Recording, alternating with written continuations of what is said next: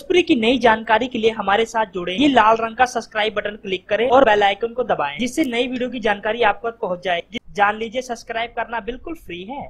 बांटना होगा अक्षरा को अपना प्यार। जी हाँ दोस्तों, बिल्कुल आप सही सुन रहे हो। सुपरस्टार पवन सिंह के साथ अक्षरा सिंह की कई सुपर डुपर हिट फिल्में बॉक्स ऑफिस पर सफल रही हैं, जैसे कि सत्या, और कई फिल्में साइन भी कर रखी हैं, जैसे कि तबादला, अन्य मूवी। लेकिन दोस्तों, वो समय आ गया जब अक्षरा सिंह को बांटना पड़ेगा अपना प्यार। दोस्तों, हाल ही में सुपरस्टार पवन सिंह की फिल्म धड़कन की शूटिंग शुरू हुई है और दोस्तों, पवन सिंह की इस फिल्म में अक्षरा सिंह के साथ श्रेया मिश्रा और 2 अभिनेत्री और नजर आएंगी फिल्म धड़कन में। दोस्तों, उसे तो पवन सिंह का दिल चुरा चुकी है अक्षरा सिंह, और काफी महीनों से ये चर्चा की जा रही है कि पवन सिंह से शादी का प्रयास लगाए जा रहे पवन और अक्षरा के। और दोस्तों, फिल्म धड़कन में नजर आएंगी 3 अभिनेत्री, तो जाहिर सी बात है अक्षरा का प्यार 3 भागों में बंटने वाला है। धन्यवाद।